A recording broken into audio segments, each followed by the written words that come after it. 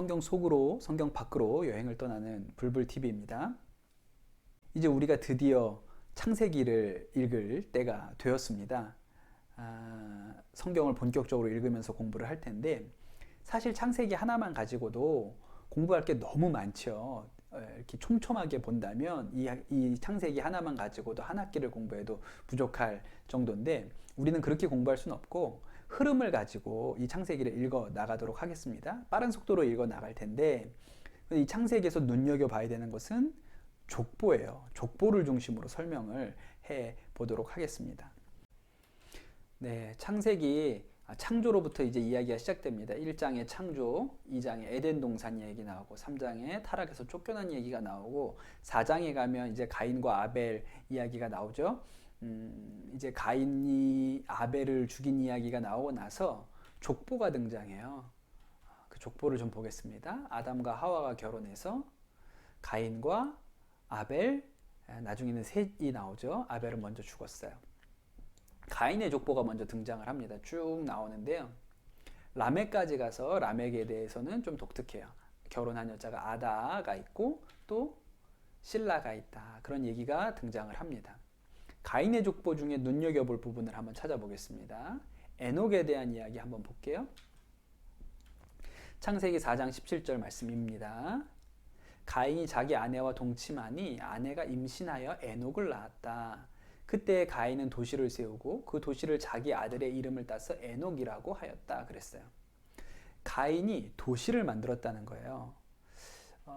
보통 이제 가인과 아벨 이야기에서도 농사 짓는 자와 유목하는 자 뭐 이렇게 구조였는데, 이제 가인은 도시를 세우고 도시의 이름을 아들의 이름을 따서 붙였어요. 그러니까 문명의 세계를 구축하기 시작했다는 것을 알 수 있습니다. 또 다른 부분, 라멕 눈여겨볼 필요 있는데요. 성경이 이 족보에서 라멕에 대해서 굉장히 길게 설명하기 때문에 그래요. 말씀 읽어보겠습니다. 창세기 4장 19절에서 22절. 라멕은 두 아내와 함께 살았다. 한 아내의 이름은 아다이고 한 아내의 이름은 실라였다.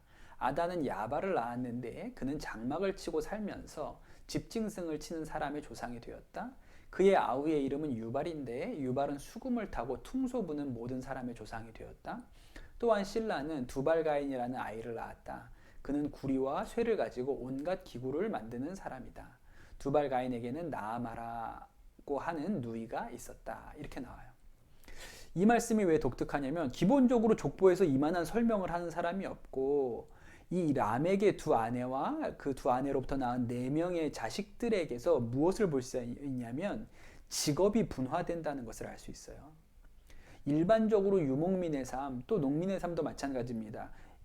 발전되기 전에는 스스로 모든 것을 하는 구조예요. 그러나 도시의 사람들이 모여서 살면서 문명을 이루면서 직업이 나눠져서 어떤 사람은 농사꾼이 되고 어떤 사람은 대장장이가 되고 또 어떤 사람은 유목하는 사람이 되는, 이런 형태의 직업의 분화가 생기는 거거든요. 그러니까 이 창세기의 족보 중에 가인의 족보는 문명을 이루는 사람들에 대한 이야기라는 것을 알 수가 있어요. 반면에 가인의 족보 말고요, 셋의 족보로 가보면 셋의 족보는 좀 다릅니다. 셋의 족보를 보죠. 쭉 내려갑니다. 그래서 노아까지 내려가거든요. 그 중에 설명을 단수한 사람들이 그렇게 많지는 않아요. 여기도 설명이 짧게 등장합니다. 누가부터 나올까요? 에노스, 또 에노스에 대한 설명을 한번 볼게요. 창세기 5장 24절에 에노스 뭐라고 나오냐면, 셋도 아들을 낳고 아이의 이름을 에노스라고 하였다. 그때 비로소 사람들이 주님의 이름을 불러 예배하기 시작하였다. 그러니까 셋도 아들을 낳아서 에노스라고 이름을 지었는데 도시를 만들었다, 이런 이야기가 등장하지 않고 주님의 이름을 부르면서 예배를 드렸다, 이런 설명이 등장을 하고, 또 한 사람, 유명한 사람이죠. 에녹에 대해서 성경이 이렇게 기록합니다. 에녹은 하나님과 동행하다가 사라졌다. 하나님이 그를 데려가신 것이다. 그랬어요. 그래서 족보를 통해서 본다면 가인의 족보가 훨씬 힘있는 족보, 문명, 도시를 만드는 족보고, 셋의 족보는 힘있는 족보가 아니죠. 그런데 여러분, 우리는 알죠? 하나님이 어떤 족보를 선택해요? 노아는 셋의 족보에서 나오게 됩니다. 그 다음에 이제 홍수 이야기가 등장을 합니다. 6장에 방주를 제작하고 7장에 홍수가 일어나고 8장에 홍수가 끝났고요. 9장에 하나님께서 무지개의 와를 주시면서 약속하시는 말씀이 나와요. 말씀 하나 볼게요. 네. 창세기 8장 4절 말씀 보겠습니다. 일곱째 달 11의 날에 방주가 아라랏산에 머물러 쉬었다. 그렇게 나왔어요. 창세기에도 지명이 꽤 많이 나오는데 홍수 이전의 지명은 사실은 좀 알기가 어렵죠. 홍수라는 큰 변화가 있었으니까. 뭐 홍수 전에 에덴 동산이 유프라테스 강, 또 히데겔 강, 뭐 그 말고 뭐 또 두 가지 강이 더 있었다. 뭐 이런 얘기가 등장하긴 하지만 홍수 때 이후에도 여전히 지명으로 우리가 찾을 수 있는 장소가 아라랏산입니다. 이제 본격적으로 여행을 성경 밖으로 여행을 가보는데 아라랏산에 가보도록 할게요.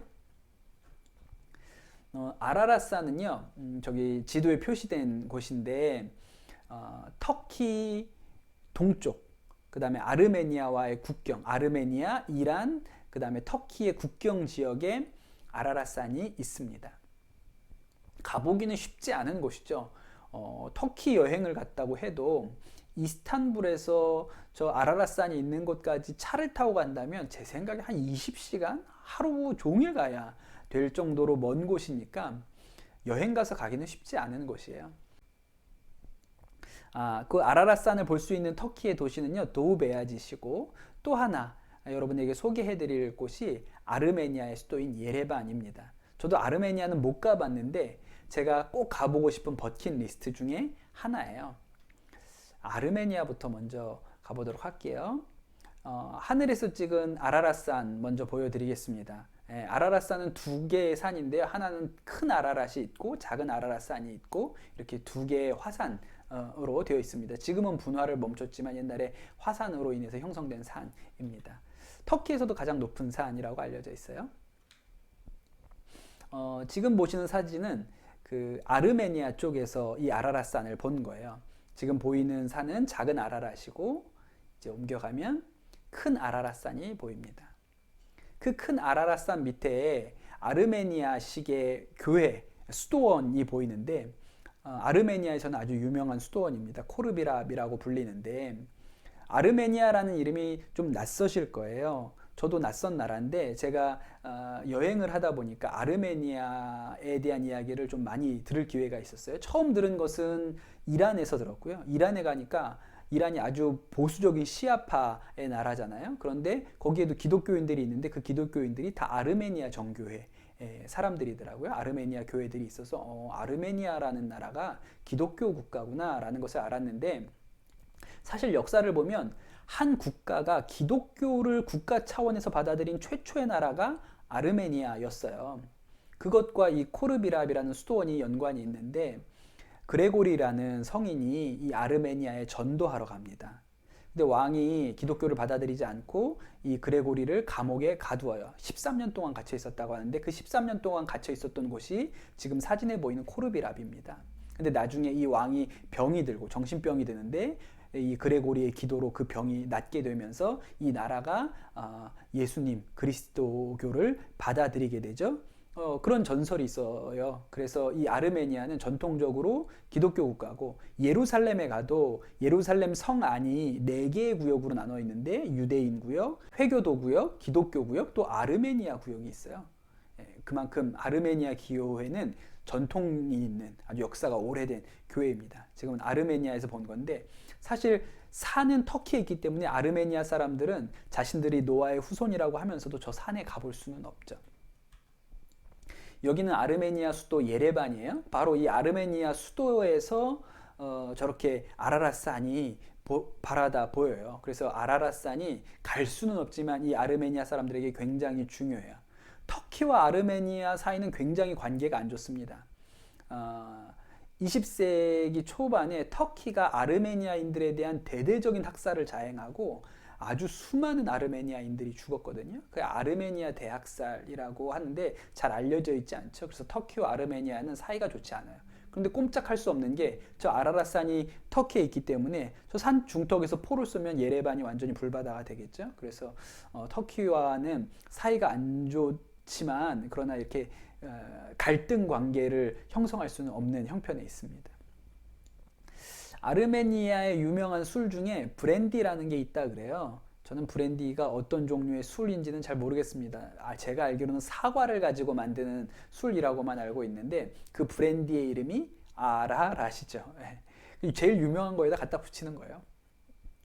또 한 가지 술 얘기가 나왔으니까 아르메니아에 유명한 게 노아가 방주에서 나와서 포도나무를 심었다는 얘기가 성경에 나오거든요.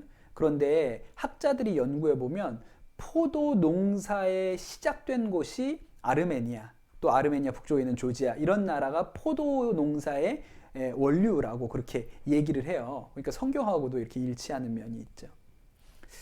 이제 아르메니아 저도 너무 가보고 싶습니다. 예레반에 정말 꼭 한번 가보고 싶은데 이제 아르메니아 말고 터키에서 보는 아라랏산을 보도록 할게요. 굉장히 멋있죠. 제가 이란에서 터키로 넘어갈 때도 저렇게 겨울이었고 완전히 눈밭이었어요. 정말 끝도 없는 눈밭을 버스를 타고 지나서 이란에서 터키로 넘어갔는데 그 이란에서 터키로 넘어오면 만나는 첫 번째 도시가 도우베야짓입니다. 그 도우베야짓의 제일 유명한 유적이 지금 제 뒤에 보이는 이삭 파샤라는 궁전이에요. 여기가 사실 도우베야짓에 오면 요거 보러 오는 거죠. 그리고 이 이삭 파샤 궁전 밑으로 보이는 저 도시가 도우베야짓이라는 국경 도시가 되고 그 뒤에 있는 눈산이 큰 눈산이 아라랏산입니다. 터키에서 보면 조금 이 아라랏산이 훨씬 더 이렇게 광활하게 보이죠. 이제 이 아라랏산이 우리한테 유명한 거는 거기에 이제 노아의 방주가 있을지도 모르기 때문인데 그 노아의 방주의 흔적을 지금도 찾으러 가볼 수가 있습니다. 한번 가볼게요. 이 도우베야짓 외곽에 누훈게미시라고 있는데 이게 터키 말로 노아의 방주라는 뜻이래요. 거기 가면 아주 허름한 노아의 방주 기념센터가 있습니다.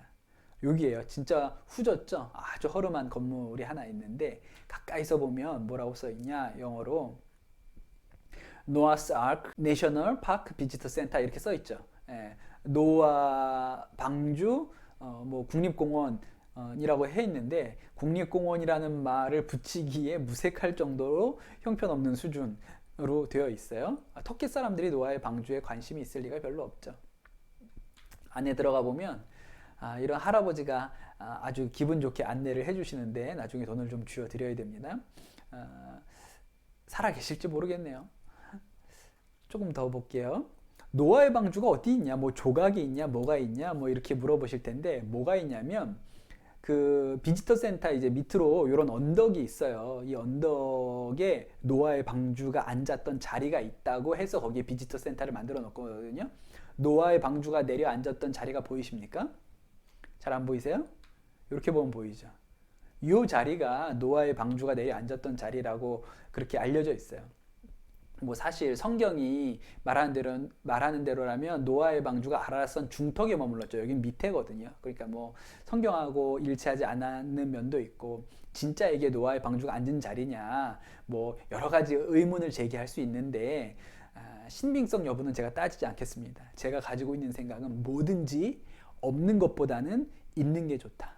가볼 수 있잖아요. 그래서 여기가 노아의 방주가 내렸던 터라고 터키 정부에서 이렇게 인정한 곳이에요. 뭐 진짜인지는 알 수 없지만 가보면 가볼 만한 가치는 있습니다. 이게 지금 그 노아의 방주 터에 올라와서 앉은 거거든요. 저 내려가는 길이 저기가 그 노아의 방주가 내려앉은 터인데 저 멀리 뭐가 보여요? 아라랏산이 보이죠. 거기가 진짜인지는 알 수 없지만 저 멀리 저 아라랏산이 노아의 방주가 내린 곳이다. 그런 느낌을 마음에 좀 담고 올 수가 있는 곳입니다. 네, 아라랏산 여행은 여기까지 하겠습니다. 이제 홍수가 끝나고 홍수 이후에 족보가 나오죠. 이제 노아만 살아남았으니까요. 그 노아의 아들들 셈과 함과 야벳이라고 있는데 그 족보 이야기는 다음 영상에서 하겠습니다. 생각보다 설명하는데 시간이 많이 걸리네요. 창세기도 차츰차츰 진행해 나가겠습니다. 다음 영상에서 뵐게요. 감사합니다. 그리고 성경은 맨 처음에 욕단 이야기를 합니다. 욕단이 자식도 많이 낳았어요. 어마어마하게 낳았어요. 벨렉, 르우, 스룩, 나홀, 데라, 그리고 나서 우리가 잘 아는 중요한 아브람과 나홀과 하란이 등장하게 되는 거죠. 이제 이 우르에서 데라가 떠나자. 아브람을 데리고 떠나요. 어디로 가냐면 하란으로 갑니다. 이런 경로로 움직여요. 뭘 따라서? 유프라테스 강을 따라서. 그리고 그 장작이 변해서 물고기가 됐는데 그 물고기가 이거거든요. 네, 그런 얘기가 여기 있어요. 제가 무슨 요리를 시키니까 그제서야 이제 사러 가더라고요. 재료. 그 재료가 없어요. 무슨 감자 요리였던 것 같은데 감자 사러 그때 나가더라고요.